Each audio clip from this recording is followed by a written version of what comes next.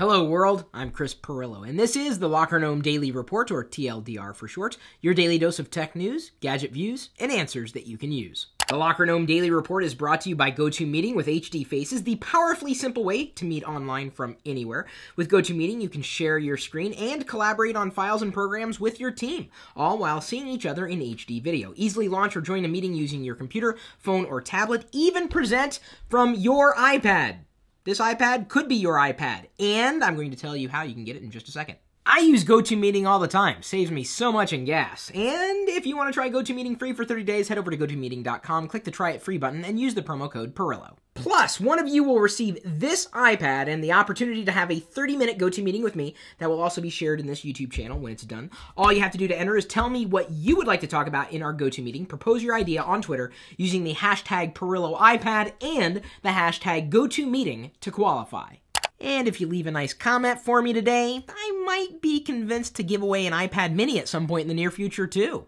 Josh Walls asks, will Apple make a cheaper MacBook Air? You know, there's one word I don't like using with Apple's products, and that's cheap. Now, if you were to say more affordable, well, they kind of already make more affordable MacBook Airs.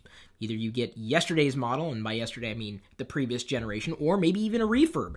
Those are very affordable, especially what you get. These are quality-built computers, no doubt about it. Solid. And here's the thing. Even if it cost Apple hundreds to make and they sell it for thousands, well, people don't have to continue to buy them. They're in no way obligated to give you anything near cost. I mean, they've got a business model, and their business model is working for them so far.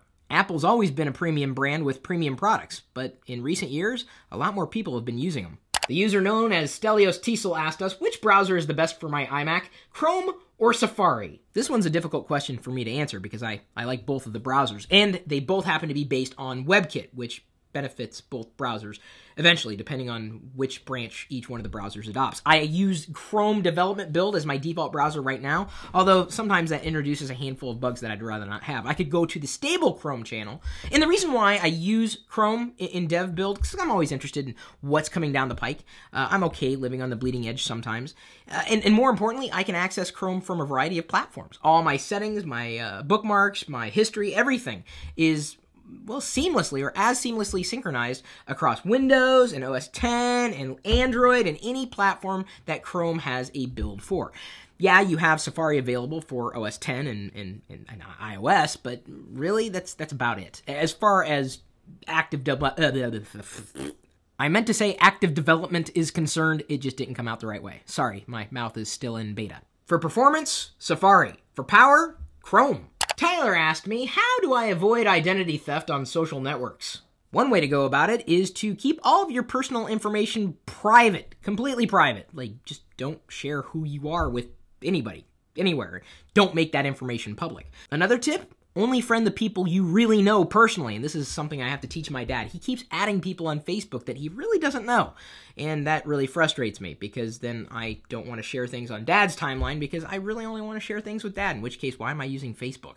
Another thing to consider is removing or not using any kind of location data with the information you upload, like in photos. I don't know if you realize that the location information may be stored with some of the pictures you take with your smartphone. Never click on links in emails or messages that you didn't specifically request, or at least verify that the person who sent them intended on sending them and what the links happen to be for. I suppose the best way to avoid identity theft is just don't put your identity out there, period. But then you miss out on such cool stuff. Another option is don't get into social networking at all. Of course, you're missing out on a great deal of fun by not doing that. Would any of you like to master the Mac in 90 minutes or less? You may be interested in our Mac productivity course, available for 38% off right now on deals.lockergnome.com. You could do more in less time. And if you're thinking about switching from Windows to OS X or vice versa, drop me a line. I've actually done an ebook for you.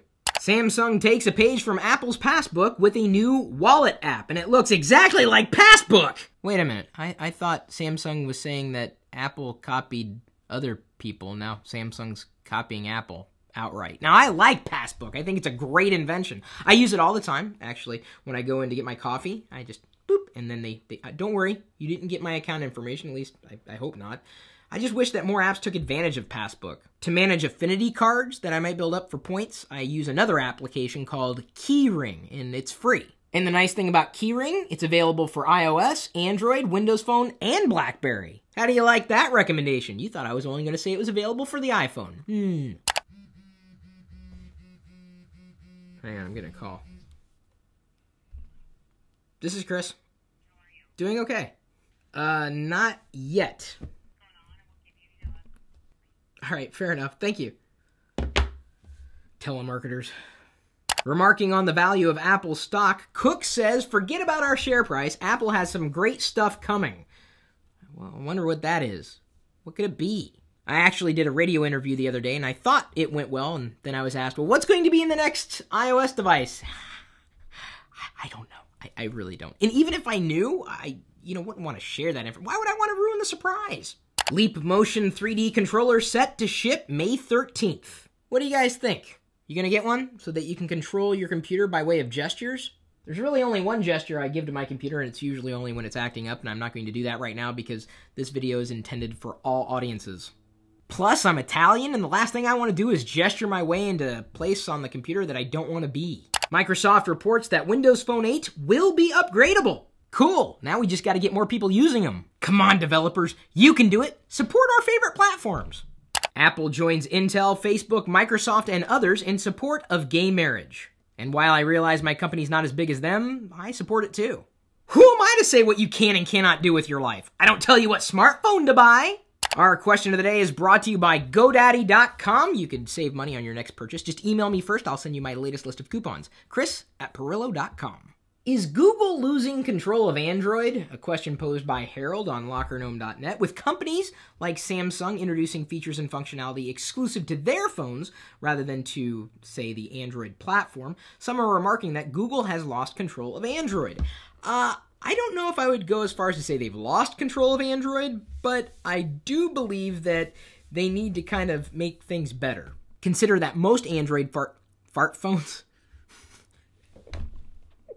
Consider that most Android smartphones that are out there today are running an old version of Android. I mean, the version of Android they're running is not a bad version. Gingerbread's great, does everything that it needs to do. It's just that they're never going to see anything better than Gingerbread on those phones. But remember, Android's an open source platform, and Google's kind of made it open-ish. But I'm not sure I like that question. Is Google losing control of Android? Because that would indicate that at one point in time they had control of Android, and they've been guiding it and doing a great job with Android in general. I would say that they're going to continue developing Android, much like they're developing Chrome OS and the Chrome browser upon which the Chrome OS is built. Eventually they'll probably be one and the same, or at least sharing the same code base as they move along. So I think the idea of Android continuing with the way Google is doing it now, it'll work for a while longer. Will that strategy win out in the end? It just depends on how many other choices are in the marketplace. And even if a platform is, let's say, closed, does the consumer care? I've never had a conversation with my mom wherein she said, I'm not going to use that because it's closed source. End of story. So what do you think? Is Google losing control of Android? Is Android ever been controlled? Do you think it could be controlled more and should be? That's my take. Well, even if you agree or disagree, hopefully we have a good conversation because we realize that we have different opinions and are different people, but still a part of the same community. Thanks again for liking and sharing what we do with you every day because that's kind of what makes this fun. We'll see you later.